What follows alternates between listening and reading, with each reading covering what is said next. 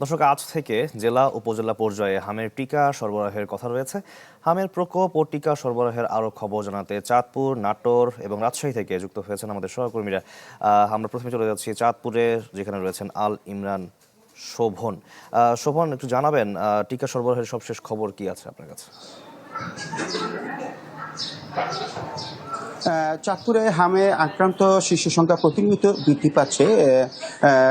সাম্প্রতিক সময়ে চাঁদপুর ইতিমধ্যে ১৫০ শতাধিক শিশু হামে আক্রান্ত, তারা উপসর্গ নিয়ে হাসপাতালগুলিতে তারা ভর্তি হয়েছে।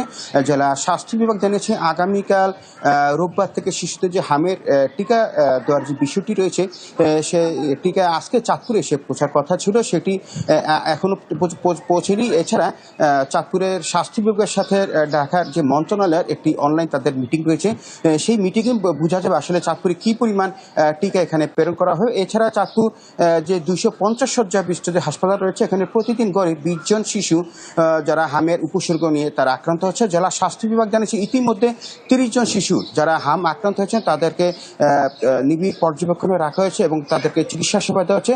আমি যদি একটু দেখাই, চাঁদপুরের শিশু সংখ্যা এতটাই বৃদ্ধি পেয়েছে যে হাসপাতাল বারান্দায় শিশুদের চিকিৎসা সেবা নিতে হচ্ছে। তাদের জন্য যে নির্ধারিত যে হাসপাতালে যে বেড রয়েছে, সেই বেডও তাদের জায়গা হচ্ছে না এবং 250 শয্যা বিশিষ্ট যে হাসপাতাল রয়েছে, সেখানে শিশুদের জন্য একটি আলাদা একটি আইসোলেশন ওয়ার্ড খোলা হয়েছে, যেখানে শুধুমাত্র হাম আক্রান্ত বা হামের উপসর্গ নিয়ে যেসব শিশুরা আসছেন তাদেরকে চিকিৎসা সেবা দেওয়া হচ্ছে। চাই A1 SWR pipe and fittings, A1 engineers number 1 choice.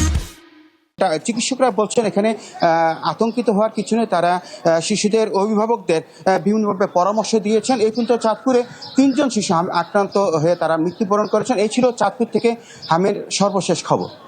Sovan, ধন্যবাদ আপনাকে। এদিকে নাটোর থেকে যুক্ত হয়েছেন দেবাশিস কুমার সরকার। দেবাশিস, জানাবেন সেখানকার পরিস্থিতি। শাকিল, এরই মধ্যে কিন্তু যে স্বাস্থ্য বিভাগের পক্ষ থেকে আমাদেরকে জানানো হয়েছে যে কেন্দ্রীয়ভাবে যে আমের টিকার ক্যাম্পেইন শুরু হওয়ার কথা রয়েছে, তার জন্য তারা পুরোপুরি প্রস্তুত রয়েছেন। এছাড়া নাটোর সদর হাসপাতালের জন্য যে সদর হাসপাতালের যে বিষয়টি আমাদের জানা ছিল, যে রোগীর যে সংখ্যা, সেটা হচ্ছে গতকালকে 14 জন ভর্তি থাকলেও আজকে একজন কমেছে, একজনকে ছাড়পত্র দেওয়া হয়েছে। এছাড়া পুরো জেলার চিত্র যদি বলতে হয়, তাহলে 49 জন হামের লক্ষণ আক্রান্ত রোগী বিভিন্ন হাসপাতালে ভর্তি হয় এবং তাদের নমুনা পরীক্ষা শেষে 14 জনের আসলে পজিটিভ পাওয়া যায়। এছাড়া হাম আক্রান্তদের জন্য বিশেষভাবে জেলা প্রশাসনের পক্ষ থেকে এবং সর্বতভাবে একটি সতর্কতা জারি করা হয়েছে, যার কারণে কিন্তু এখনো পর্যন্ত নাটোরের যে মহামারী আকার, সেটা ধারণ করেনি বলেই দাবি করছেন জেলা প্রশাসন এবং স্বাস্থ্য বিভাগের পক্ষ থেকে।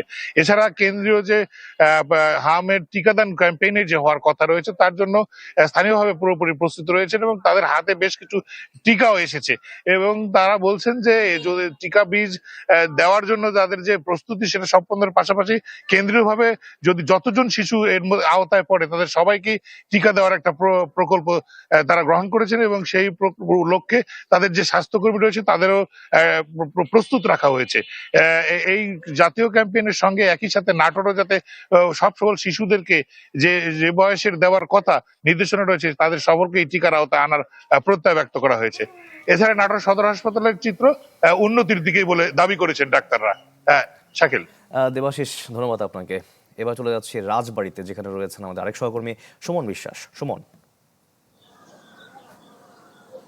শাকিল, যে 56টি জেলায় এই হামের প্রাদুর্ভাব ছড়িয়েছে, তার মধ্যে রাজবাড়িতে কিন্তু রয়েছে, রাজবাড়িও। আমরা সদর হাসপাতালে সকালে গিয়ে দেখলাম উপসর্গ নিয়ে 4 জন শিশু সদর হাসপাতালে ভর্তি রয়েছে। আর জানুয়ারি থেকে পর্যন্ত যারা হামের উপসর্গ নিয়ে ভর্তি হয়েছিল হাসপাতালগুলোতে, তাদের মধ্যে 3 জনের শরীরে এই হামের উপস্থিতি পাওয়া গেছে পরীক্ষার মাধ্যমে। আরেকটি বিষয়, এটি কিন্তু এই যে শিশুদের অভিভাবকদের মধ্যে চরম মাত্রায় উদ্বিগ্ন এবং চিন্তার কারণ হয়ে দাঁড়িয়েছে। আমরা স্বাস্থ্য বিভাগের সাথে কথা বলে যেটি জেনেছি, যে রাজবাড়ী জেলায় কিন্তু এর মধ্যে হামের টিকা এসেছে এবং সেটি 22,000 শিশুকে দেয়া হবে।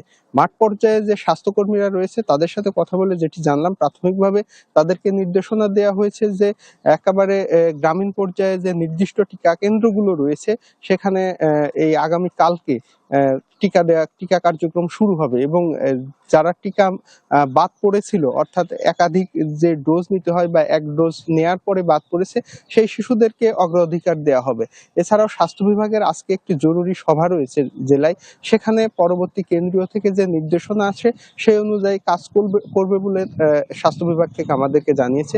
আরেকটি বিষয় যে স্বাস্থ্য বিভাগ যেটি বলছে যে রাজবাড়ীতে এই যে হামের প্রাদুর্ভাব এখনো তাদের নিয়ন্ত্রণে রয়েছে এবং তারা নানাভাবে অভিভাবকদের সচেতন করার চেষ্টা করছে।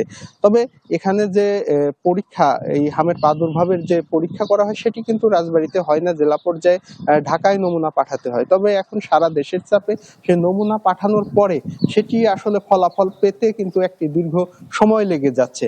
স্থানীয় বাসিন্দারা যেটি বলছে, জেলায় এই ল্যাবটি স্থাপন করা গেলে হয়তো দ্রুত রোগ নির্ণয় করা সম্ভব হতো। শাকিল, এই ছিল রাজবাড়ীর পরিস্থিতি হাম নিয়ে। সুমন, আপনাকেও অনেক ধন্যবাদ। দর্শক, দেশ জুড়ে বেড়েই চলেছে হামের প্রকোপ। এ নিয়ে আমাদের সঙ্গে সহকর্মীরা জানাচ্ছিলেন সবশেষ অবস্থা।